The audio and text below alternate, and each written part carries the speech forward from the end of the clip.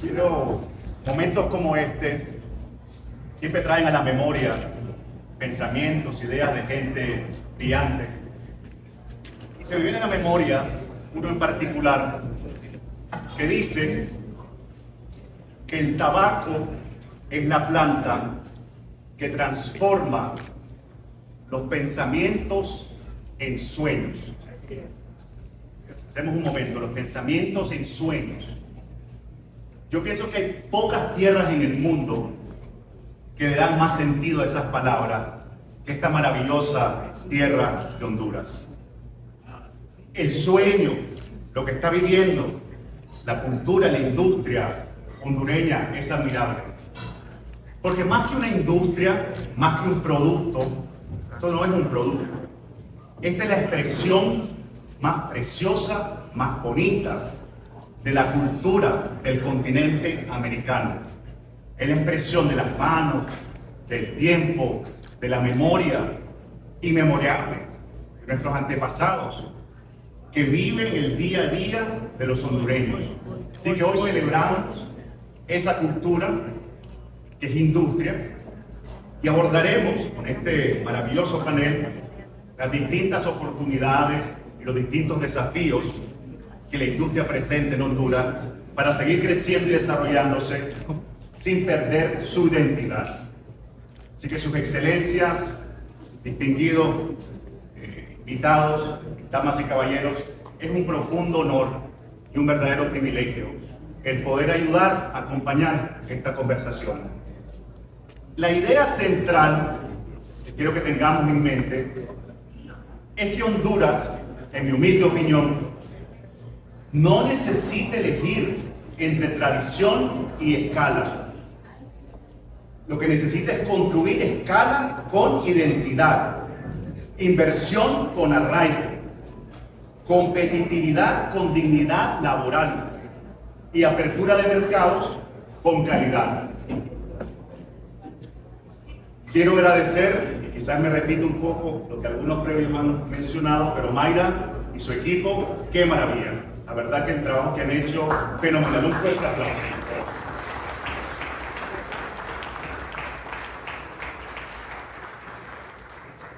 Señor alcalde, como le comentaba, estar en un espacio así, donde la historia física se vuelve real y activa y viva para todas las nuevas generaciones.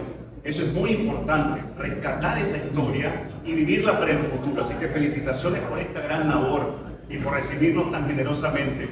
Yo no había estado antes en Tegucigalpa y en nombre de la Premium Cigar Association les digo gracias por recibirnos con tanto cariño y con tanta calidez. El panel que nos acompaña es extraordinario. Creo que antes de comenzar lo que todos esperamos, este diálogo y estas preguntas y respuestas, me gustaría compartir brevemente un par de reflexiones. Cuando venía en el avión de República Dominicana, me empezaron a dar vuelta en la cabeza. Y empezando por la realidad de que antes de que un puro, antes de que sea una niña en su lugar, antes de que esté el mercado de exportación, ya el tabaco era parte de nuestra cultura. Era la manera en que nuestros antepasados se comunicaban con los dioses. Era la planta con la cual recibíamos a los extranjeros cuando venían. Hoy esa tradición que vive con tanta riqueza, con tanto arraigo en Danlí, en Jamastrán, en Copán, en Santa Rosa y tantas otras regiones. Las 15, 16 fábricas y más compañías y marcas que están creando esta industria en el día a día, debe llenarles de orgullo, el mismo orgullo que tenemos todos los latinoamericanos por esta industria. Creo que Honduras tuvo además la lucidez, y remarco lucidez, de reconocer legalmente el puro artesanal como patrimonio cultural intangible. Cuando una nación reconoce algo como patrimonio, lo que está diciéndole al mundo y a su propia gente es que merece no solamente producirse, sino que merece protegerse, transmitirse, desarrollarse. Los mercados están respondiendo. Ahora en Dominicana, y la realidad que en este primer trimestre del año Honduras haya sobrepasado en producción y exportaciones a Estados Unidos, a República Dominicana, es un hito.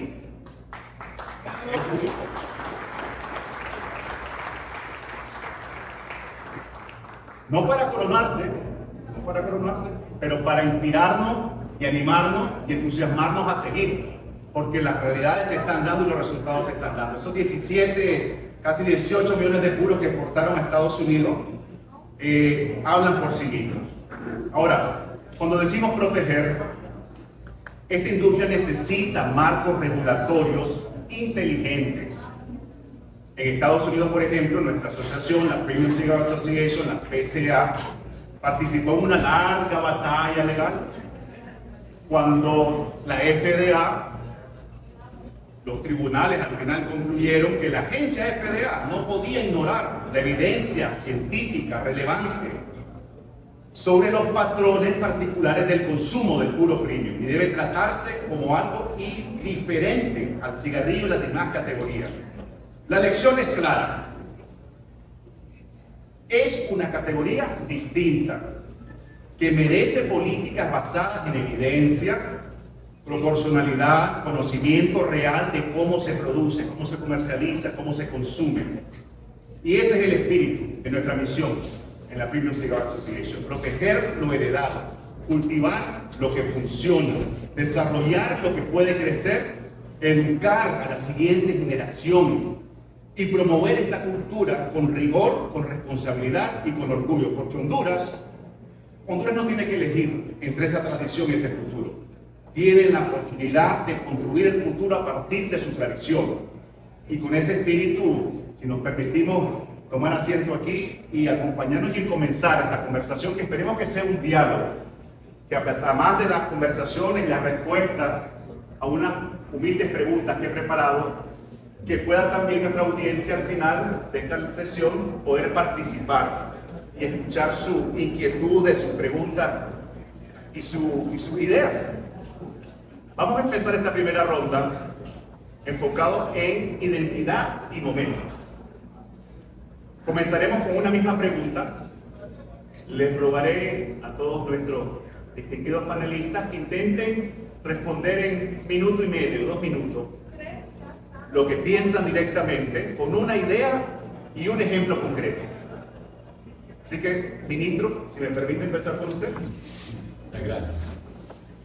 Compártanos, díganos, ¿qué posee hoy la industria tabacalera hondureña que el mundo, e incluso Honduras misma, todavía no comprende o todavía no valora plenamente?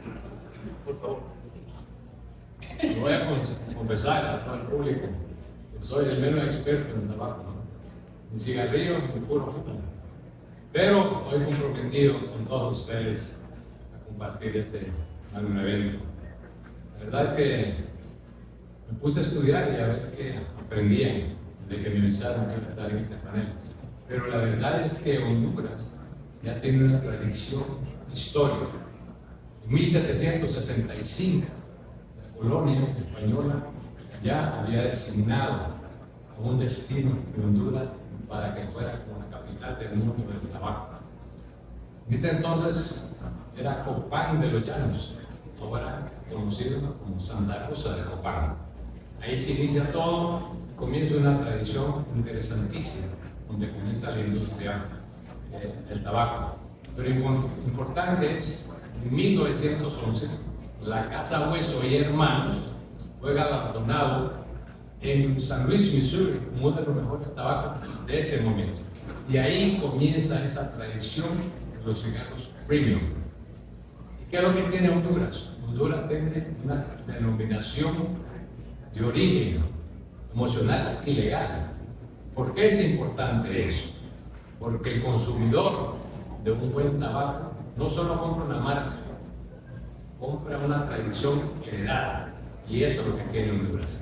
Y eso es lo que debemos de promover, el talento y la mano de obra hondureña, que es magnífica. Muchísimas gracias.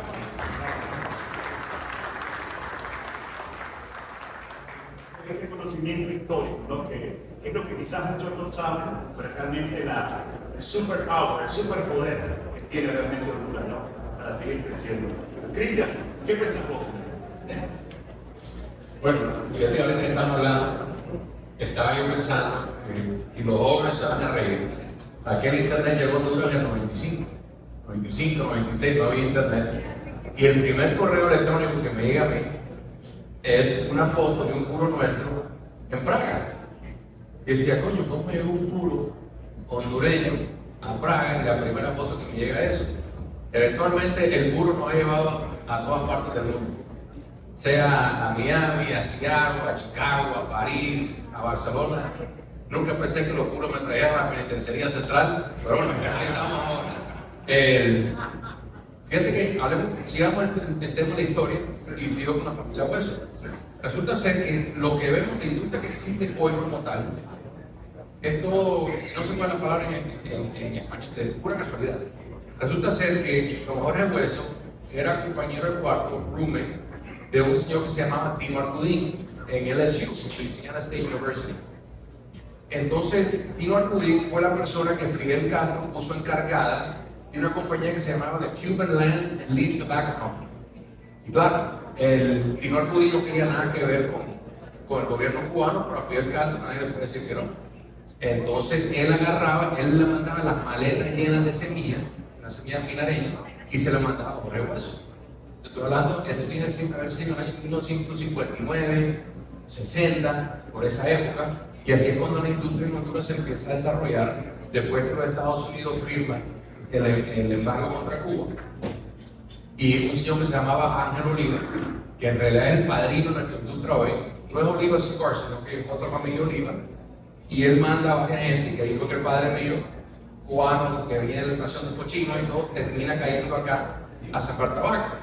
Estamos una vez en el Hotel Honduras Mayo, que está quedando ahora acá, y mi papá tenía en esos tiempos 22, 23 años, y está reunido con Ángel Oliva, y están probando el tabaco. Y en esos tiempos las fábricas de tabaco de Zamba, que se hacían muchas puras máquinas, estaban buscando un reemplazo para el tabaco cubano. Entonces el tío mío está sentado con el tío Ángel Oliva, y al lado de ellos está sentado Rocky Marciano, porque Rocky Marciano tenía que comprarse el Hotel Maya en el año 60. Y decía, Julio, deja de comer tanta mierda y ponga atención, porque lo que te voy a decir es importante. Resulta ser que Ángel Oliva mismo dijo que el tabaco que más se le asemejaba al tabaco de Cuba era el tabaco de Honduras. Y por eso fue que Ángel Oliva desarrolló la zona que la zona se llama Tran, estaba lo que se llamaba el Banco Fomento en esos tiempos, que lo lideraba también Jorge Hueso. Y ahí es que nace la industria que existe hoy. Gente como el padre mío, que fue, yo creo que fue el primero que llega de esos tiempos. Después llegó Néstor Paciencia, llegaron muchas otras familias y cayeron todos en Darlí, que no conseguían gente para trabajar en el campo. En esos tiempos no hacían mucho más sembraban, entonces fueron al batallón, al batallón, y pidieron los precios, y los precios eran los que trabajaban el trabajo en esos tiempos. Estaba hablando en el 62. Un cuento bien bonito, un cuento de tiempos muy diferente, pero igual no deja de ser interesante. Muy, muy interesante. Como volvemos a ese punto, ¿no? Como la historia ha acompañado a Honduras. O sea, el tabaco no es nuevo aquí. Y no solo en esos tiempos inmemoriales de los antepasados, estamos hablando de los 60. Y mucha gente olvida eso. Piensa que también es un renacer de lo que está pasando ahora. Es un retomar y reconectar con esa historia hacia el futuro. Y esa creo que es una gran ventaja. Seguro que muchas lecciones se han aprendido en ese proceso. Lo importante, y me encanta que empezamos así, porque no hay que olvidar la historia. No hay que olvidar esos errores y esos aciertos para planear y seguir desarrollando el futuro. Don Leonel, ¿qué es usted? ¿Qué nos cuenta? Yo creo que voy a complementar algo que Cristian conoce muy bien, que es de la familia Hueso. Banco de Occidente se fundó en 1951, pero comparto un dato que el poco no sabe, y es que nosotros comenzamos inicialmente con flores de pan. Esta fue realmente la fábrica inicial de la industria tabacalera, porque la familia Hueso tenía los 3.000 kilómetros cuadrados, que es aproximadamente la región de Occidente, casi 2.800 kilómetros, ellos tenían pues heredados, obviamente pues esto que le conocían como las caballerizas, y particularmente entre un 20%, 30% se había destinado para el cultivo propiamente del tabaco. Y es acá donde tú preguntabas, ¿qué es lo que tiene Honduras que nos hace ser una diferente? Tenemos dos cosas: recurso natural. Estoy hablando de un dato de 1950. Este usted lo mencionaba y que luego obviamente se migra a la región del Paraíso y Namastrán. Entonces esto ha sido potencialmente ganador. O sea, somos pocos países que tenemos este recurso natural. Y sumado a eso, otro dato que les comparto, que lo mencionaba Fanny, el tema de la mano de obra. La industria tabacalera en Honduras no le ingresó muchos hombres, y lo maquilaba eran las mujeres.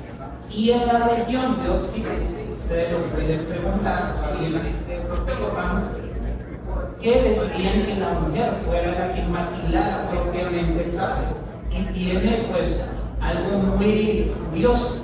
La mujer es más delicada para el tacto, la hoja, entonces hace que no se rompa y que evidentemente el proceso de manufactura sea mucho más exigente y preciso. Entonces, esos dos recursos, abonando al tema de la historia, es lo que nos hacen diferenciar. Podría concordar más con usted, porque, y pensando en el punto de la mujer, yo creo que cualquier persona que ha logrado visitar una fábrica, hablando de la fábrica, quizás preindustria y fábrica en particular, ve alrededor y fácilmente el 70% son mujeres. Y no solamente por el táctil más sensitivo, la mejor visión, exacto, padecen menos de daltonismo. O sea, tienen muchas razones por las cuales esta es una industria que no solo empodera a la nación, pero empodera a la mujer también. Eso es muy importante. Y tienen una habilidad muy especial. Me gustaría escuchar un poco de alguien que también tiene mucha historia en esta nación, en una familia que ha estado bien tan líder de tiempo, desde que arrancó, de que creció, de que se fundó básicamente. Don Carlos, ¿qué piensa usted que Honduras tiene que la gente no se da cuenta, como que algunos siguen? Precisamente eso, la gente, el recurso humano hondureño es sin lugar a dudas el mejor para la industria del tabaco. Esto dicho por los expertos, ¿verdad? Porque también Pellegrini, pues, como presidente de la Asociación de Sommelier a nivel mundial, y obviamente considera que el recurso humano que tiene Honduras es sumamente importante. Lo vemos tanto en Occidente como en lo que es la zona de Dalí, que posteriormente se fue dando. Sin embargo, es importante saber que desde los 1800 de instrucción ya existía siembra en lo que es la parte del Valle de Namastrán. Algunas familias, pues, como las nuestras, se daban tabaco. Inclusive hubo una escuela en 1908 en donde el gobierno de la República pues, mandó a traer a 2 cubanos para que vinieran a montar esta escuela. Y datos interesantes son que se calcula que el sueldo de ellos, que era algo generoso para esa época, era prácticamente como para que tuvieran para comprar 20 vacas, así se medía 20 vacas mensuales. Entonces hay historia en este tema y ya se producían puros en Madrid. Lastimosamente en 1913 el presidente de turno decide mover obviamente pues, la escuela a Tegucigalpa, la capital, lo cual fue un grave error porque la producción pues, estaba en Madrid. En el caso de Santa Rosa de Copán fue creada en 1905. Así que eso postergó un poco al incentivo que existía de la ley al fomento del trabajo que se creó en 1895, siendo Policarpo O'Neill presidente de la República, y da la casualidad que mi tatarabuelo Matilde Castillo era alcalde de Madrid, promovieron esta ley y obviamente funcionó por muchos años, hasta que se dejó de apoyar la industria en este sentido, y bueno, ya cuando vinieron a Jacinto Albuín y otras personalidades como Julio Roa, que es el pionero sin lugar a duda en este sentido en la zona de Muchas gracias, Carlos. Es interesante porque a veces muchas personas piensan que todo esto empezó en Cuba. Y hasta cierto punto, lo que hay que reconocer es que Cuba creó, digamos, el prototipo, el blueprint, el diseño de lo que consideramos un puro premium actual. Eso creo que todos lo podemos reconocer. Y los cubanos que han salido de Cuba han ido a Honduras, a Nicaragua, Dominicana, han creado una industria. Pero muchos se olvidan que tras el encuentro con España y la llegada, ¿no? La conquista, durante esos primeros años realmente donde se cultivaba por volumen el tabaco y transatlánticamente se comerciaba, no era tanto en Dominicana y en Cuba. Estaba el azúcar, estaban otros productos que en esa época eran mucho más valiosos que el tabaco, pero era Honduras, Nicaragua y Costa Rica, que en un inicio realmente eran este motor. Eventualmente se movió al Caribe, ¿no? Pero quiero remarcar con eso y quizás él ha sido el hilo conductor de esta primera parte, es que la historia nos favorece, la historia está ahí, es reconectarla y llevarla al futuro. Hablamos de España, Ismael, cuéntenos usted, ¿qué piensa, por favor?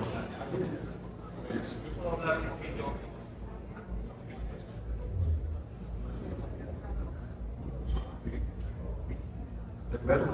No. De la ropa.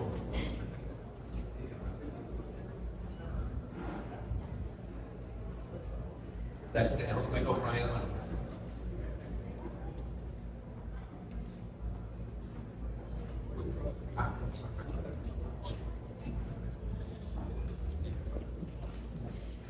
Hola, buenas tardes.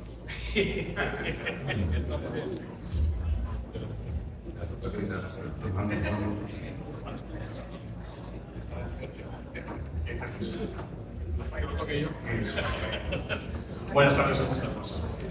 Bueno, pues la pregunta es: ¿qué es lo que tiene Honduras que mucha gente no sabe y que los niños son pequeños saben?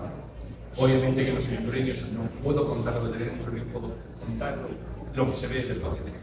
El resto del panel habla de la historia, hablamos del talento, obviamente se tiene talento, se tienen muchas cosas, pero vamos a decir un poquito lo que se ve de fuera. Lo que falta, no lo que se tiene. Todo el mundo sabe lo que se tiene. ¿Qué es lo que falta? Darle la oportunidad de seguir avanzando, darle la oportunidad de seguir, el pequeño se convierta en grande, como los grandes. Eso es lo que le falta a Honduras, que no lo está viendo. Creen que no pueden llegar allá, cuando de hecho pueden llegar mañana si quieren. Solamente falta seguir un poquito los pasos para llegar allá y un poquito de ayuda. Eso es lo que vemos desde fuera. A ver, el panel hondureño, obviamente, sabe más de la historia que el pueblo se creyó.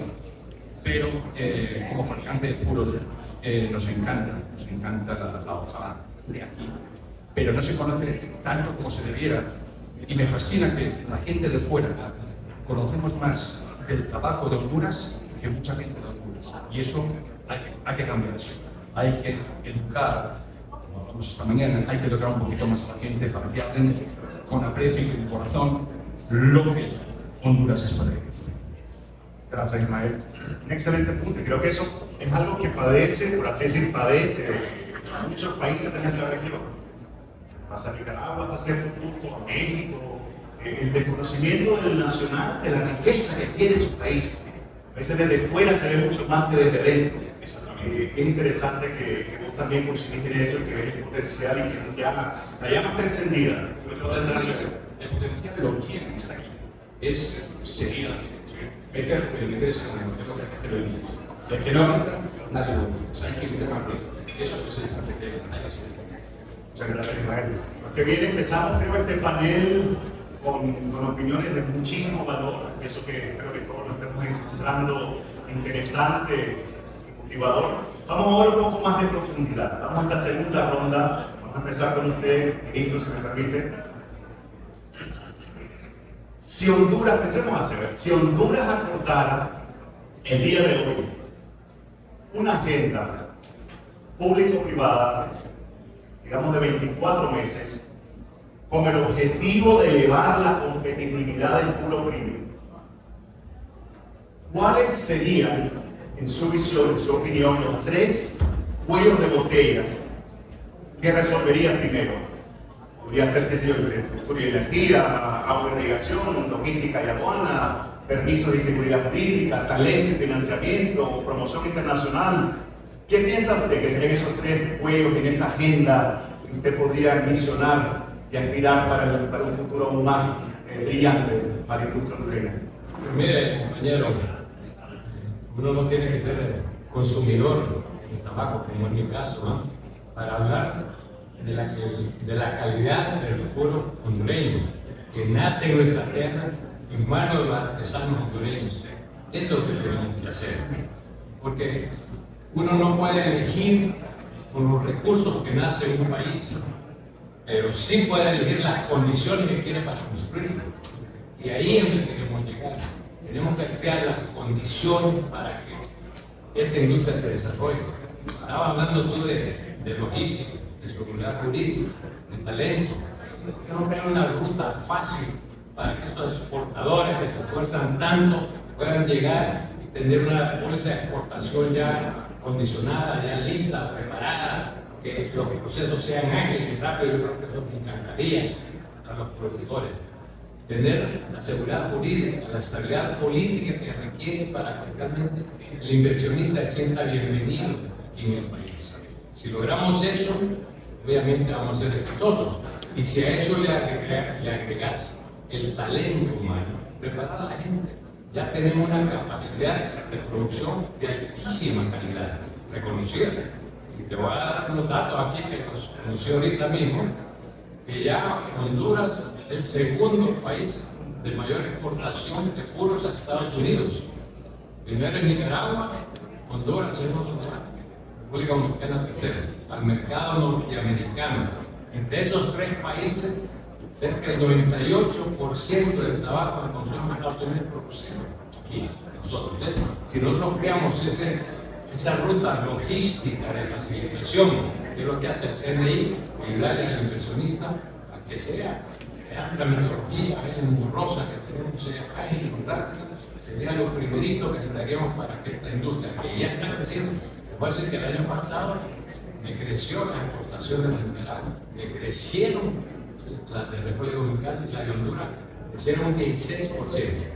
Y en este último trimestre es que Honduras le supera las exportaciones para Estados Unidos y la República Dominicana. Así que las condiciones están ahí, ya depende de que nosotros tenemos las condiciones adecuadas para que esto se siga dando.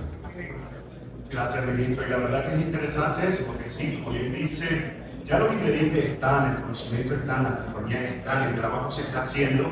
Son esos elementos quizás externos a las compañías tabaqueras mínimas donde debe ser responsabilidad de las instituciones en colaboración público-privado de lograr esa agilidad en los trámites, porque el puerto lo tiene, Puerto Cortés, o sea, la gran producción en Nicaragua pasa por Puerto Cortés, o sea, que ese es el puerto de Centroamérica. Así que bueno, son elementos, pero que muchos puntuales donde ese compromiso es el que va a lograr, ¿no? Poder acelerar y ya no ser el segundo, sino ser el primero, ¿no? Ese debe ser el objetivo. Nos falta bastante todavía. Una verdad interesante. Nicaragua exporta 330 millones de euros. Honduras vamos a los 780 millones de dominicanos, por ahí anda también. Pero imagínense, el espacio de crecimiento que tenemos es infinito. Sí, pero bueno, una carrera y un espacio. Yo creo que es hondureños que están produciendo tabaco allá en Nicaragua. Pues se vengan a la casa que sí, no sé si. No. Ese es invento mío. Pues sí, hay mucha cercanía, muchas de las grandes compañías que están. Creo que Nicaragua y Honduras es una gran relación en ese sentido. Vemos la presencia, ahora compañías grandes nicaragüenses que se vienen a Honduras con un símbolo interesante. Creo que grandes compañías como Alfalfa Cigars, como Lima Cigars, que han movido también, han expandido operaciones, construido maravillosas fábricas y infraestructura, y cultivando más en Honduras. Creo que es una señal al mundo de que están apostando cada vez más por este país. Si podemos poner desde el punto de vista del Banco de Occidente, el cual ha acompañado, como decía históricamente, a los sectores productivos del país, en su visión, en su opinión, en su entendimiento, ¿cuál debe ser el papel de la banca para impulsar el crecimiento y la competitividad de una industria tan estratégica como la tabacalera? ¿Y qué tendría que demostrar una empresa para que el banco le pueda dar ese tan deseado sí con convicción? Es una pregunta un poquito difícil, pero sé que usted sabe navegarla mejor que mucha gente. Yo creo que va a ser muy complicado porque todos los clientes quieren recibir sí a un financiamiento de vehículo, de una casa y no digamos de una inversión. Pero un banco no solo debe de apostarle al sí el desembolso de la plata, tenemos que apostarle al acompañamiento y el desarrollo técnico. Creo que el papel de la banca, y como tenemos que también verlo público-privado, no solo puede ser un esfuerzo aislado a nivel de la banca privada. Hoy por hoy creo que las condiciones juegan un papel importante. Los exportadores, los inversionistas lo saben, porque probablemente en la cartera agro no tenemos condiciones competitivas, sino que nos queremos comparar con algunos bancos que están a la par en otros países, Guatemala, El Salvador, y es ahí donde tenemos que empezar a crear, obviamente, insumos, políticas para apoyar más al desarrollo. Un dato importante para todos los que están en la materia de inversión. El año pasado la cartera crediticia a nivel de Honduras cerró números positivos en bienes de consumo, en importaciones, más no en exportaciones. Y es ahí la pregunta, ¿qué estamos haciendo? Y ojo, porque acá en la mesa de diálogo entran los 16 bancos que formamos parte del sistema, como también los dos bancos estatales. Y es ahí donde tenemos que estar trabajando de la mano. Y para que nosotros podamos decir el sí, hay tres grandes factores que los inversionistas tienen que considerar. El primero, y aunque parezca mentira, el tema de capacidades de gobierno corporativo. Cristian lo sabe, Carlos lo sabe, el gobierno corporativo se hereda, es decir, de generación en generación. Hagámonos la pregunta y dura. ¿Mi papá quiere invertir y saber que queremos traspasar fronteras? Porque si la respuesta es no en una junta directiva, lo primero que va a decir es estás loco. ¿Por qué quieres hacerlo? Esa es una de las primeras cosas. Segundo, un tema de capacidades de conocer la trazabilidad del negocio. Hoy por hoy en la industria, cuando hablamos de trazabilidad, es ver todo el proceso. El proceso de la industria tabacalera, ellos son más expertos. A nosotros tal vez nos toca aprenderlo porque somos asesores. Pero comienza desde saber si tengo la materia prima, si puedo conocer el proceso de manufacturado, si tengo a las personas que hacen el comercio exterior. Y muchos productores lo que tienen es la materia prima, pero desconocen todos los otros 4 procesos. Y el último, para que nosotros podamos decir el sí, y es acá pues donde yo invito, porque esto es un diálogo público-privado, tenemos que mejorar las capacidades educativas de formalización, que implica temas legales, temas de poder hacer estados financieros. Hoy tenemos productores que tienen bastante plata, pero desconocen cómo estructurar un plan de negocios. Nosotros en el banco, y acá tengo colegas que trabajan todos los días con muchos de los clientes, ellos les ayudan a estructurar estados financieros, pero estos estados financieros los va a leer una persona que está comprando a niveles estratosféricos en Asia, en Europa. Entonces, esas capacidades educativas creo que todavía hay una brecha importante, porque no solo es parte del productor, obviamente el gobierno y la empresa privada nos interesa. Entonces, yo creo que reforzaría ese tema para esperar el famoso sí, ¿verdad? Que casi todos quieren al momento de que se sientan con el banco. Muchísimas gracias, Juan Gabriel. Y tocando ese punto, ¿verdad? La educación y las generaciones, creo que son dos elementos que fundamentan, ¿no? El saber el cómo, pero reflejar también y saber en un momento tener la base, el entendimiento de la mecánica bancaria y de negocio comercial para poder negociar con aquellos importadores, pero hablamos un poquito más de empezar este panel, donde hace falta un poquito, ¿verdad? Para seguir afinando y desarrollando ese conocimiento. Y yo le sumaría que el es, o sea, Cristian lo sabe, pero cuando se sienten en las mesas de diálogo, son anécdotas muy rápidas. Ahorita hay un exportador de café que puso mucha su confianza en un exportador, un comprador que ya conocía. Pero ¿qué pasa? El hecho de no tener las capacidades hasta de diálogo, de saber cómo negociar, es que puede votar cualquier negociación. Entonces, esas cositas que parecen bobas,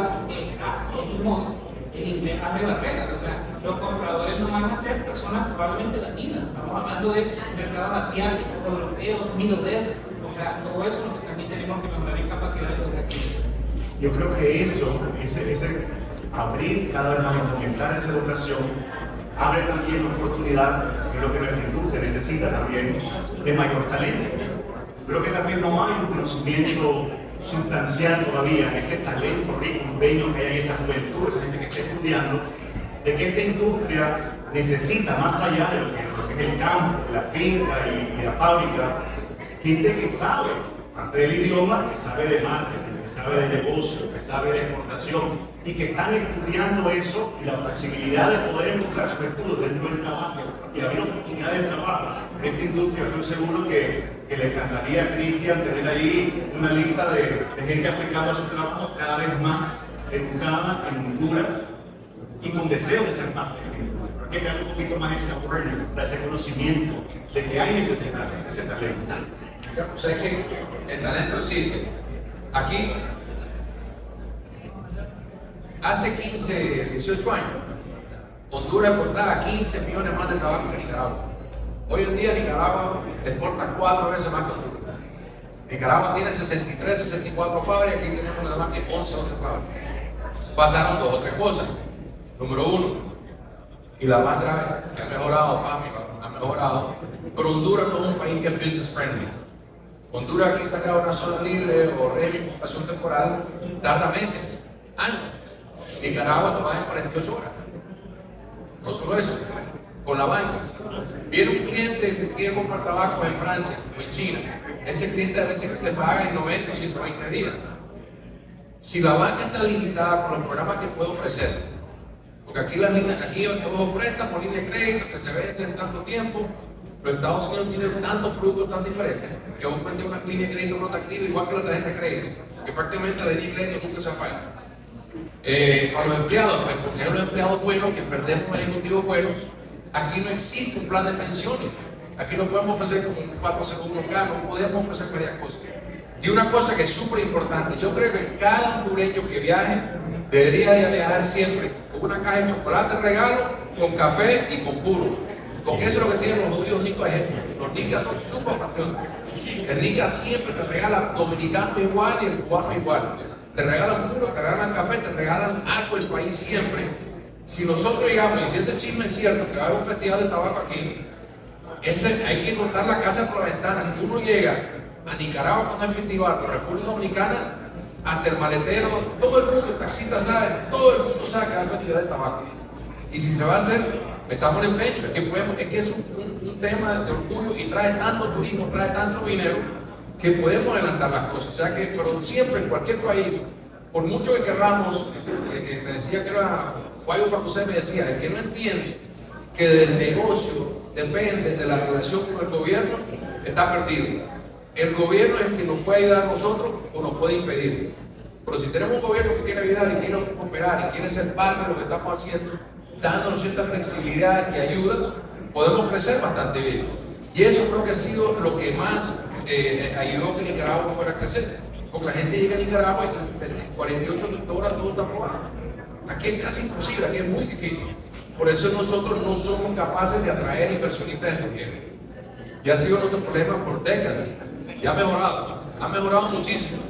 Pero nos toca bastante. Y podemos, lo que hace falta es meterle empeño, meterle ganas.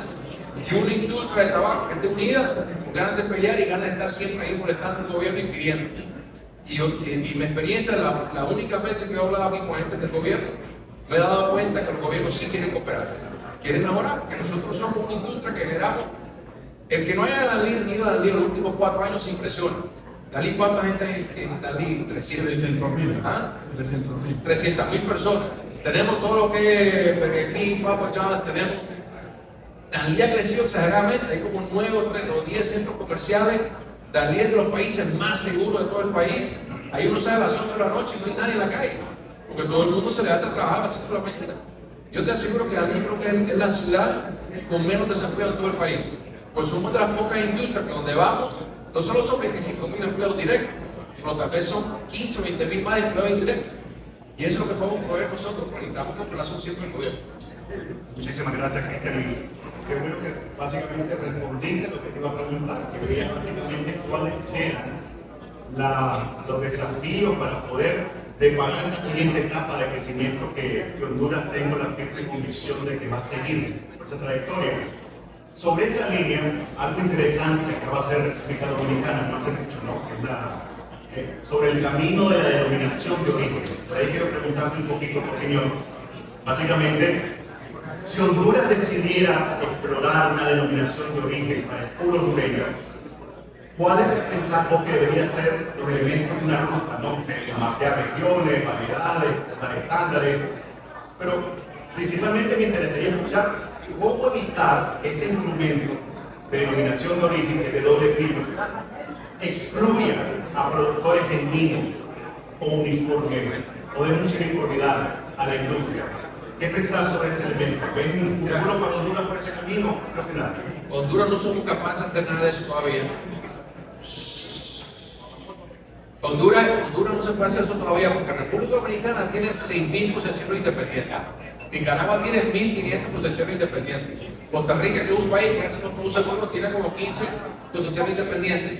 Yo estoy sembrando ahora en Colombia Porque ¿qué te dan estos países? Estos países te dan educación para los obreros, hay seguro de cosecha. Pues aquí te pega un modo azul, te pega cualquier cosa y lo pierdes todo. Nosotros a veces compramos 300 acres en un periodo de 4 meses, 300 acres son una inversión de casi $1,5 millones. Metido ahí, te viene una mala lluvia, una cosecha, una sequía, te paga cualquier cosa, es pérdida total y no hay manera de garantizarlo. Arriba de eso, encontré una casa de tabaco que está costando $75,000. Y una casa de tabaco nomás que te cabe una manzana. A mí, si nosotros queremos tener un tipo de sistema como hace en Panamá, lo que desapareció en Panamá, no había ido, que se llaman cooperativas, que viene el gobierno y ayuda a ciertas comunidades a construir casas de tabaco y tener varios cosecheros independientes sembrando, ya la cosa empieza a cambiar, porque ya nosotros tenemos aquí, si yo tuviera 100 o 200 cosecheros como opción, certificado de origen sería bueno, con nosotros no podemos hacer eso. Y nos toca comprar bastante tabaco de afuera, que eso también nos obliga a importar tabaco. Nosotros no quisiéramos, pero toca, no hay otra manera. Nos queda un poco de trecho realmente, ¿no? Para poder llegar a esa. ¿Pensaste de la experiencia del café? ¿Hay algo que pueda de alguna manera ser útil? Bueno, el café, creo que Honduras ha logrado cada vez más excepcionamiento, la gente ya busca ciertas variedades, ciertas denominaciones, cada vez. ¿O es muy diferente en tu opinión? Muy diferente. Quiero ahora darle la oportunidad a Carlos. Le pido ahora que se ponga por un momento su sombrero de los varios que tiene usted desde el punto de vista del turismo, ¿no? El turismo, al final del día, es esencial para el desarrollo de una nación, siempre y cuando no se pierda esa identidad, ¿verdad? Que no haga algo plástico, que haga algo con profundidad.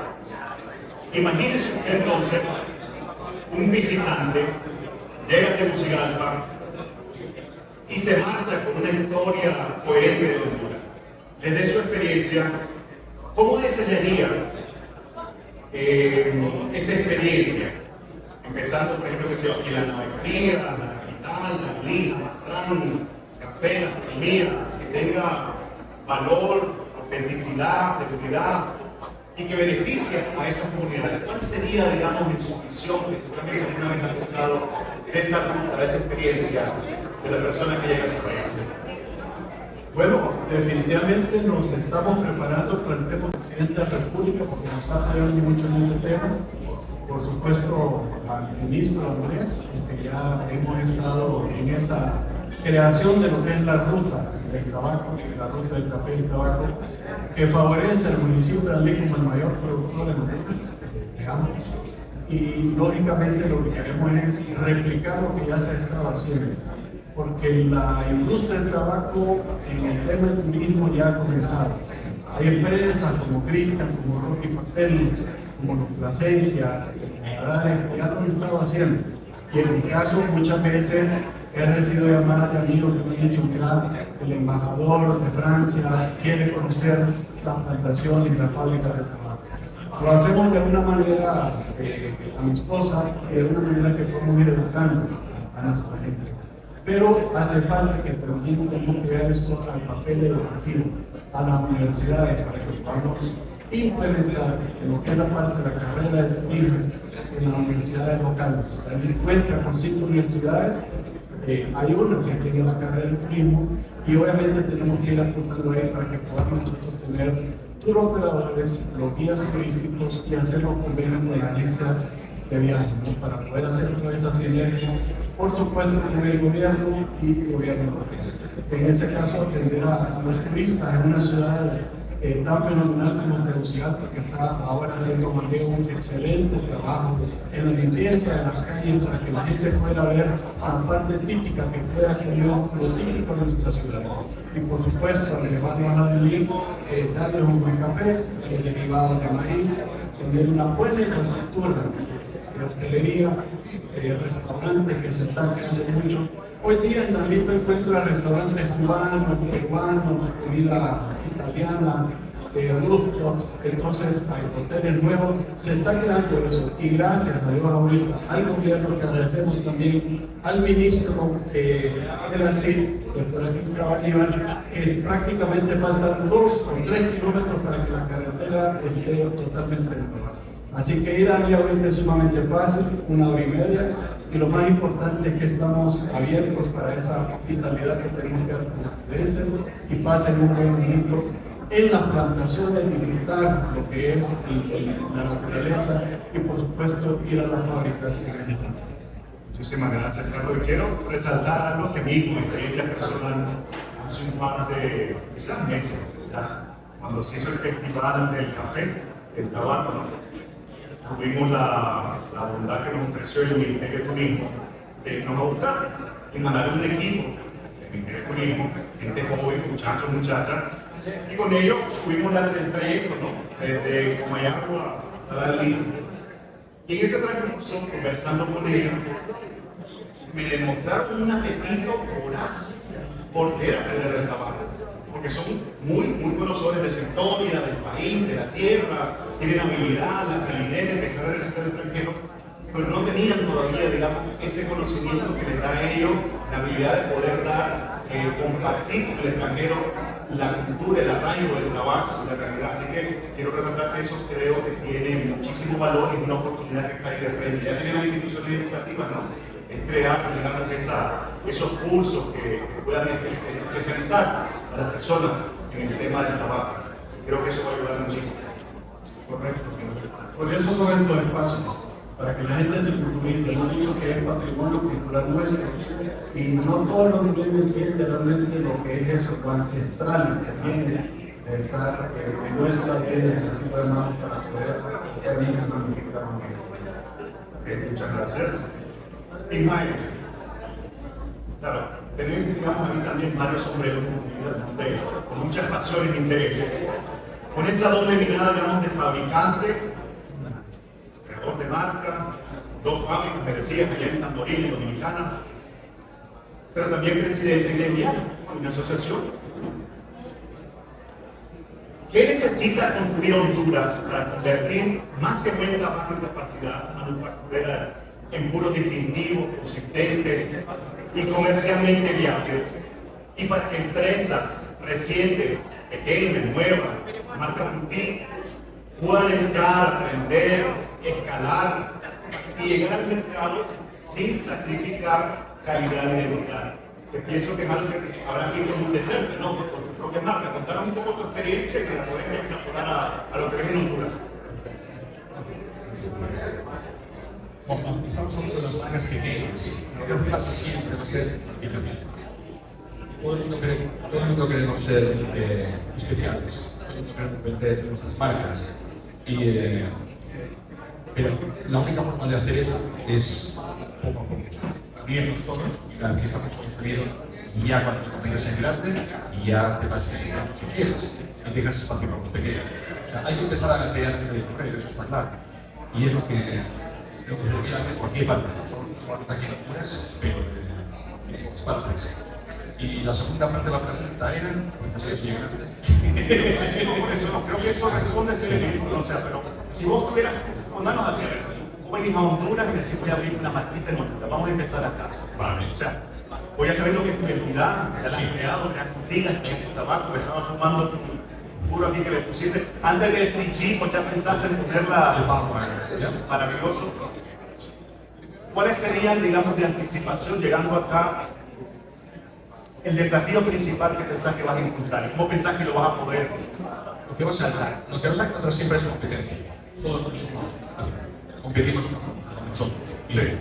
Entonces lo que tienes que hacer es algo original, pero tiene algo guardadito. O sea, no hagas algo original que manda 50 cajas, 100 cajas, 5.000 cajas.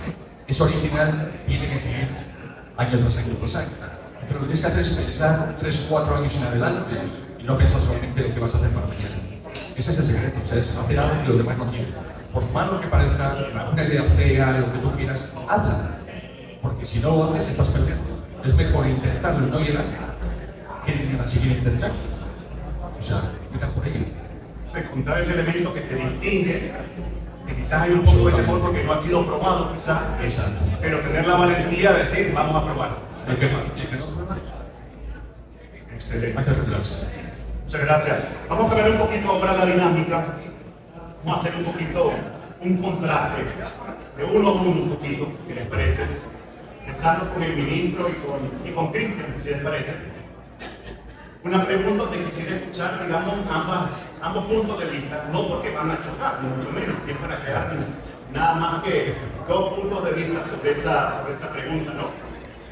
A ver, si Honduras tiene capacidad para sembrar más, creo que la tiene, ¿pueden crecer, creen ustedes, al mismo ritmo el talento, la disponibilidad de agua, el curado, la disciplina del inventario y la demanda sin debilitar la calidad? ¿Y cuál es la secuencia correcta? ¿Me explico? ¿Puede empezar a terminar? Sí, yo creo que no deberíamos de pensar solo en aumentar la cantidad de la producción, no mejorar la calidad. ¿Cómo logramos eso? Yo creo que había que reinvertir, ¿no? Retener y también escalar. Cuando decimos reinvertir, que tiene que crear un estamento jurídico que te da estabilidad, que te da confianza, para que los que ya tienen el negocio reinviertan. De esa manera van a mejorar su calidad, mejorar obviamente su producción. Y cuando yo te digo de retener, pues cuidemos lo que ya tenemos, dejémoslo eso. Y de escalar es lo que quisiéramos aspirar a tener mercados nuevos. Y ahí va el acompañamiento del Consejo Nacional de Inversiones para buscar nuevos mercados, darles el seguimiento, after service, que se habla, cómo le damos el seguimiento para que estas personas se sientan acompañados. La queja que está hablando es de que hay muchas trabas, muchos problemas, ya de por sí la agricultura es bien complicada. Y si nosotros le agregamos más barreras, entonces ahí es donde viene la obligación y responsabilidad nuestra, Cristian, ustedes que están en la producción, es facilitar, ayudarles. Cuando yo hablaba de crear una ruta logística para que el proceso sea rápido, yo sé que es un mercado que tienen que llegar a ciertas fechas fatales que tienen que cumplirse sí o sí, y allá no va a entender explicaciones de que el puente de Choloma está detenido, no pueden pasar. Lo que quiere el producto lo necesitan, mejor que a los Estados Unidos. Yo estuve el año pasado en Arabia Saudita y me impresionó ir a ver los cigar lounges. Una belleza. Como saben que los cigarros envueltos en oro, puro de $500, y ahí que jamás encontramos las nicaragüenses, las dominicanas y uno que otro cubano, porque todavía han perdido mucha calidad porque no tienen. Tú hablabas también de cómo pueden crecer, pero tienen toda la ruta del agua, de la siembra, del cultivo, el talento, la mano de obra. Todo eso es una cadena que tiene que ser coherente. Y ahí es donde nosotros podemos hacer el acompañamiento. Y quiero informarles también que dentro del Consejo Nacional de Inversiones, la ley nos permite tener lo que se llama Fast Track. Para que si ustedes ya tienen un modelo de negocio, una corrida financiera, tienen un estudio de impacto ambiental, podemos acogernos a ese beneficio y poderlo trabajar de inmediato. No necesitamos hacer todo el proceso, siempre y cuando se cumplan todas las otras normativas que la ley exige. Pero pueden comenzar a trabajar de inmediato y luego continuar con el proceso de toda la compatibilidad que tiene que ser. A eso estamos dispuestos y es donde nosotros queremos apostar para que otros sientan que aquí los queremos y que se sientan bienvenidos. Excelente, Cristian. Yo sí creo que, como estamos ahora, nosotros sí podemos crecer como industria. Sí, una operación puede ir creciendo siempre y cuando tengamos el apoyo. Porque para fabricar 1 millón de puros hace falta $2 millones de inventario de materia prima. O sea, si la producción sube de 5 millones de puros, haría 1 millón y el inventario creció exponencialmente. Y no muchas operaciones tienen ese tipo de capital para poder apoyar. Por eso hace falta una relación con la banca y otros instrumentos sean diferentes. Una cosa buena que tenemos en Danlí ahora, Danlí tenemos 2 o 3 universidades y existe el personal. Una cosa, la inteligencia artificial que ya existe está ayudando, pero nosotros estamos contratando solo hondureños ahora. De hecho, el call center nuestro está en Honduras también. Es espectacular. Esto no existía hace 10 o 15 años. O sea que sí se puede hacer sí se puede hacer muy bien hecho. Y te repito, por ejemplo, otro problema que estamos teniendo nosotros, de que nos mudaron al aeropuerto allá a Comayagua y estaban construyendo la carretera, tardaba 5 horas llegar a Danlí. Ahora solo tarda 3, igual es bastante. Entonces fuimos al gobierno, pedimos que ir a una pista de aterrizaje para traer los clientes, pide el gobierno, perfecto. Pero fue así, en 2 o 3 semanas ya están haciendo los estudios. Ahí estaban molestando a todo el mundo, pero ya eso se va a Para vaya a más trampa, creo que ahí se va a Sí, hacer vista. exacto, correcto. Y existe ese tipo de movimiento que nos motiva a nosotros, porque uno puede traer un cliente, el cliente llega, en media hora ya está sentado en la finca, está tomando café, tomándose el primer puro. Y no es el viaje que se vuelve un día entero, que la gente tiene que venir el domingo para poder trabajar el lunes, y se tiene que ir el miércoles para poder llegar a su casa después. Entonces sí se puede realmente. Sí se puede, siempre y cuando no hace falta por autenticidad, digamos, o la calidad. Se puede crecer con calidad siempre y cuando se creen esas condiciones, ¿no? ¿De acuerdo? Ok, perfecto. Ahora quiero escuchar un poquito la dinámica, digamos, entre Leonel y Carlos. Ahora, desde la banca y esa doble mirada productiva política, ¿qué crea primero más valor para Honduras? ¿Financiar escala productiva o construir una marca de origen y una experiencia turística capaces de elevar precios, permanencia y reputación? ¿Quieres empezar? Está bueno, porque hay 2 tipos de respuestas y yo creo que los productores lo saben. Podemos construir marcas que son vacías y que lamentablemente el financiamiento tiene un toque. Yo lo último que quiero como banco es venir y quitarle la tierra a Carlos, quitarle la tierra a Cristian o a cualquier productor. Cuidado. Pero lamentablemente estamos viviendo en una era que todo lo queremos rápido. Todos queremos construir marcas que le costaron 70, 50 años en un año. Y esa capacidad de construir una reputación corporativa no puede pasarse desapercibida. Entonces, antes de nosotros financiar negocios, vemos también qué tan rentable es este negocio en el tiempo. A nosotros nos llegan ideas disruptivas, y acá ustedes lo saben, que son de la industria, coloquemos cigar lounge, que todo sea prácticamente a precios exorbitantes, con algunos productores o con casas inclusive que son extranjeras. La pregunta es, ya saben cómo es el análisis de negocio para que eso tenga un punto de equilibrio a lo largo del tiempo. O sea, al final, cuando un productor llega al banco, pedirme 10 millones, 15 millones, 12 millones, lo que evalúa es capacidad de pago. Pero ¿qué pasa a lo largo del tiempo si no es sostenible? Es una pregunta dura y la respuesta creo que también depende mucho de quién quiere dar el paso a la inversión. Si quieres rendimientos a corto plazo, sí, crea ideas disruptivas, pero a mayor riesgo, mayor rendimiento. O sea, es una teoría económica. Pero si quieres tener rendimiento a largo plazo, construir poco a poco. Casa Iroa, Carlos Castillo, Banco de Occidente, muchas empresas no tienen 75 años porque son, ay, qué bonito, y tenemos de generación en generación. Banco de Occidente empezó como una casa, empezó como una cama. Cristian Iroa, familia Iroa, empezó probablemente como una pequeña parcela de tierra. Carlos Castillo, lo mismo. Y ese componente que lo hace diferenciador y que el banco diga, si quiero apostar, ser sostenible a lo largo del tiempo. Y ojo, ser sostenible a lo largo del tiempo parece una filosofía romántica, pero es acciones. Vuelvo y traigo el ejemplo del plan de trazabilidad, traigo el ejemplo también de gobiernos corporativos y tener una visión estratégica de la corporación. Muchísimas gracias. ¿Qué piensa usted entonces, Carlos? Interesante también porque, bueno, usted me comentaba ayer que cenábamos, ¿no?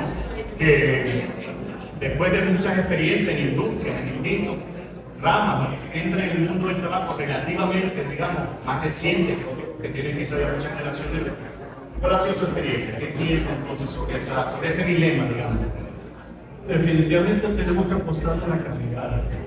La calidad obviamente nos va a traer todo lo demás. Cuando el producto hondureño tenga calidad va a ser reconocido realmente a nivel mundial. Como son marcas referentes que ya tenemos, en el caso de Cristian y otras, y obviamente eso nos va a ayudar a atraer mayores inversionistas que puedan tener confianza. Una de las ventajas que tiene el país, digamos, República Dominicana prácticamente ya no tiene tierra para la siembra. Y prácticamente el 50% de República Dominicana es apto para la siembra. Y Nicaragua ya va por ese camino. Honduras tiene esa ventaja de tierra y de recursos humanos. Entonces, en el momento que nosotros nos posicionemos mejorando nuestro trabajo, esa calidad, que podemos hacer de alguna manera, como en mi caso, con un puro boutique, para tener ese cuidado, nos va a poner en esa vitrina que queremos en Asia, obviamente en otros lugares, para que puedan pedir, exigir el problema, como se está dando en Estados Unidos. Pero algo le pasamos también a la República Dominicana, porque los dominicanos obviamente también importan nuestro tabaco para producir su producto, y eso ayuda a que Honduras tiene muy buena calidad en ese sentido. Así que creo que es calidad y todo lo demás viene por añadidura, y obviamente va a ir creciendo en el futuro, ¿no? Van a pedirle más puro a las fábricas y obviamente va a haber más fuentes de empleo sucesivamente. Muy bien, muchísimas gracias. Ahora, Ismael, si has escuchado un poco el dilema, quería que fueras esa última voz, ¿no? Te escuchamos un poquito y viéndolo nuevamente desde fuera, digamos, este granjero que se ha arraigado, digamos, de esta región, en este país, de la región latinoamericana, caribeña, ¿no? Desde la mirada del mercado y escuchando eso, ¿en qué capacidad invertiría primero un actor externo que creyera en el terreno? Lo primero que va a hacer va a ser el estudio del mercado. Es lo primero que va a hacer. Antes de invertir, una persona de fuera va a querer ver y comprobar que su dinero le va a producir más dinero. Entonces lo primero que va a hacer va a ser hablar puerta por puerta. No va a mandar nada más que hacer un estado de mercado y después diga, bueno, ¿qué es lo que falta aquí? Falta el fertilizante, falta más fábricas, falta más tabaco, obviamente, ¿no? Falta más manufactura. Va a invertir mucho seguramente en la exportación y va a invertir mucho en tener un comercio libre, comercio con otros países, por supuesto con el gigante de Estados Unidos, por supuesto Europa. Entonces eso es donde invertiría más que nada para darle facilidad a Honduras de poder ir a otros países, diferentes cualquiera. Bueno, vamos a estudiar lo primero y ahora ¿qué es lo que vamos a hacer? Ya tenemos lo cielo, tenemos la inteligencia del cultivador, tenemos la gente que sabe hacer las ligas mezcladas, tenemos los procedores, tenemos las fábricas. ¿Qué es lo que hace falta ahora? Empujar eso fuera. Donde van a invertir va a ser en empujar, en hacer algo, abrir un mercado para que salgan las culturas a todos faltarán. Ahí es donde cualquier eso invertir. Excelente. Y en tu visión, ¿dónde cabe en importancia, digamos, la estabilidad institucional? Es decir, en el caso, por ejemplo, de Dominicana, que mal que bien, las cosas van andando y ahí estás, te sentís estable, me imagino, sentís cierta seguridad. ¿Qué tan importante sería cuando pensás en eso, digamos, para acá, para Honduras? Es lo mismo. Por ejemplo, en Dominicana Republicana tenemos libre comercio. Y aunque nos han puesto también los taxes, ¿no? Que han subido ahora en julio del 10 al 12.5%, pero hay libre comercio. Es mucho más sencillo exportar. No, exportar no es lo difícil es importar a los Estados Unidos. Entonces, lo que cualquier son aquí en Honduras va a decir, bueno, vamos a tener un control de calidad bien bueno para que cuando llegue ahí a aduanas no haya ningún problema. Que me abran un paquete por primera vez, que me abran 2, 3, que es lo normal, pero hay que tener un control de calidad, la logística preparada para decir, bueno, señores, esto no falla, esto va a ser que va a llegar allá y me decir, viene de aquí, listo, adelante. Pues hay que invertir en eso, la logística, tener buena fundación, obviamente, tener que producir quiere y no hace falta ni hablar de él ni vender o nadie como decir, que digan, bueno, viene el tabaco de Christian, no hay ni que mirarlo. Ya está comprobado que está hecho bien. Entonces, si invierten eso, 100% se va a ganar. Muy bien, muchísimas gracias. Bueno, estamos llegando al final de esta conversación. Así que les propongo una pregunta final. Una respuesta honesta, de impacto, que salga lo primero de su mente que viene ahí. Ministro, empecemos con usted, si les parece. Cerremos con responsabilidad. En una sola frase, ¿qué acción concreta impulsará su institución antes de la próxima edición de Fuego y Barrica, el próximo año, para fortalecer la industria tabacalera hondureña, su patrimonio, su competitividad y su proyección internacional? Mira, podemos resumir, y ya lo he dicho en ocasiones, que no hay manera de combatir la pobreza, no es que no riqueza. La riqueza tiene que haber inversión. Para que exista la inversión, tiene que haber un clima, un ambiente favorable que no se dé. Eso que están pidiendo ellos, que tenemos un marco jurídico donde ustedes están bienvenidos, que nosotros podamos darle el acompañamiento todos estos grandes inversionistas, que sienten que aquí pueden venir con seguridad. Y como dice Ismael, tienen que tener rentabilidad. Aquí estamos de negocio, no comemos cachos bonitos, bailamos juntas, y que comemos baleadas. No, señores, somos patrimonio, no se lo digo. Tenemos que crear el ambiente jurídico, la parte logística. Yo entiendo el tabaco. Si usted se detiene ahí y no tiene la línea de cuidado, de humedad, del biosistema, tiene que entenderlo, tiene que ser coherente y el acompañamiento de parte de nuestra actividad y que le demos el seguimiento. Eso es lo que quisiéramos, que todos se sientan bienvenidos, que sigan reinvirtiendo, que sigan escalando y que podamos nosotros darle calidad de vida a la gran mayoría de los hondureños que sí se la merecen. Excelente, muchas gracias. Esa va a ser su visión, digamos, parte de su visión, ¿no? De crear, digamos, ese acompañamiento. Correcto. ¿Qué piensa usted? ¿Cuál es que de aquí al próximo año, para lograr eso que estamos intentando aquí, ¿qué acción, desde su punto de vista, cree que puede tomar o ayudar a tomar? Yo creo que para nosotros como la banca siempre vamos a estar en el pueblo de cambio, porque nos van a ver como cuando no paga, pues somos los malos de la película, pero cuando va bien somos los buenos de la película. Yo le invitaría a todo el productor, no solo de la industria tabacalera, a la industria del café, a la industria de los granos, que dejen de pensar que sus procesos son artesanales, porque no lo son. Tienen productos artesanales, pero los procesos evolucionan. Y es ahí donde la banca tiene el papel de acompañamiento, no para líneas de financiamiento. La banca no solo somos una fuente de financiamiento, somos una fuente de asesoría, somos una fuente de acompañamiento. Y si ustedes necesitan capacidades, tanto legales, técnicas, económicas, financieras, no nos vean como el que vamos a poner la traba, al contrario. Y yo lo puedo hablar particularmente hablando de ustedes, no es algo romántico, lo que tienen relación con el banco lo saben, somos un banco humano, somos un banco cercano, no queremos dejarlo de ser.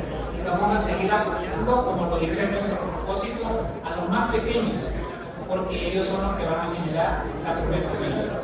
Excelente. Así que para la próxima edición va a bajar la tasa de Yo, mediante, nos sentimos de nuevo y qué bueno.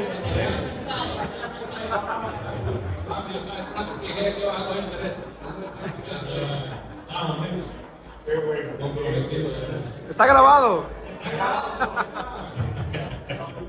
Carlos, ¿qué piensa usted? ¿Qué no quiere dejar? ¿Cuál es, digamos, eso que en un año que nos sentemos de nuevo vamos a preguntarle cómo avanzó en esa acción puntual?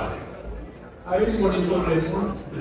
Yo soy el presidente de la primera cooperativa de artesanos de trabajo en la cual también agradezco al señor presidente porque nos está apoyando.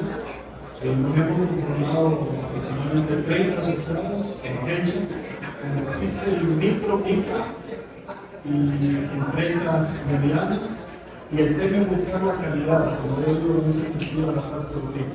Hoy día, y agradezco mucho a Mael y obviamente los patrocinadores que nos han dado ese espacio y tenemos un stand aquí en la parte izquierda, donde hay por primera vez quizás algunos microproductores que están presentes para dar a conocer su curso. Y esa es la parte artesanal que hay que mejorar, porque nosotros también creemos en el pequeño que va a ser el grande de mañana.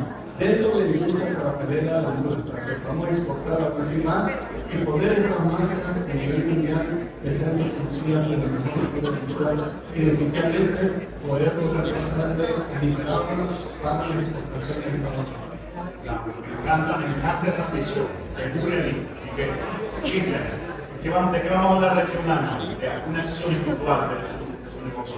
Invertir a la gente, hay tantos jóvenes profesionales que están buscando carreras, que están preparadas aquí. Que de hecho nosotros ya el primer puesto disponible de la compañía que vuelve a Estados Unidos, los primeros son siempre la área de aquí el inglés es muy bueno, la educación es muy buena, está muy abierta, mucha disponibilidad para poder trabajar. Invertir en la gente. Excelente, muchas gracias. Ismael, ¿estos son? Vamos a poner.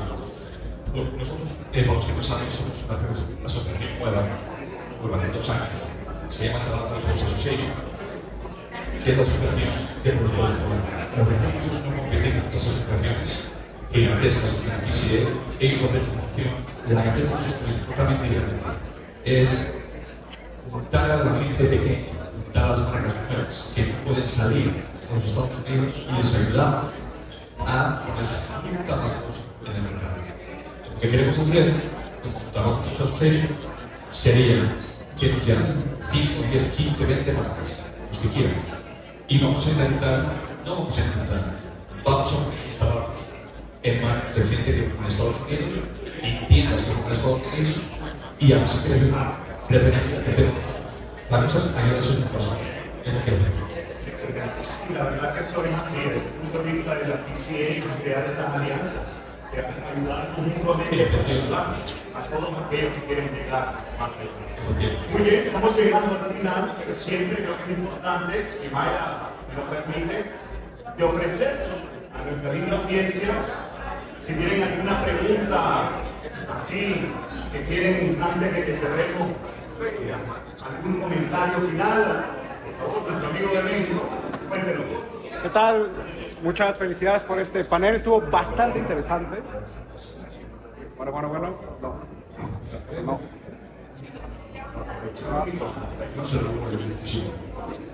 Sí, bueno, perfecto. Gracias. Bueno, pues es Alejo Latino. Y yo quisiera preguntarles algo rápido que creo que faltó en el panel y me gustaría hacerles dos preguntas que tienen que ver.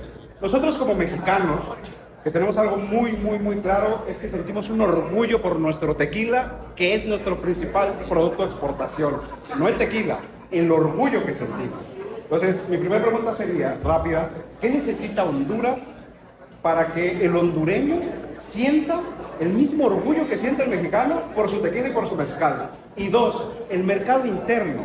¿Cómo ayudar a crecer el mercado interno en Honduras? Porque creo que es fundamental crecer el mercado interno para que el hondureño pruebe el puro hondureño. ¿Qué hace falta para crecer el mercado interno? Porque en República Dominicana el mercado interno es fortísimo, Nicaragua no, pero Estados Unidos, por ejemplo. Entonces, es muy importante eso, cómo sentir orgullo por el producto nacional y cómo crecer el mercado interno. Gracias. Casualmente, hoy estoy reunido con el presidente y uno de los temas para el mercado interno, que son dos cosas están combinadas. Para el mercado interno existe un impuesto que cataliza al puro hondureño sobre el puro dominicano y el puro nicaragüense. El puro hondureño paga más impuestos que Honduras.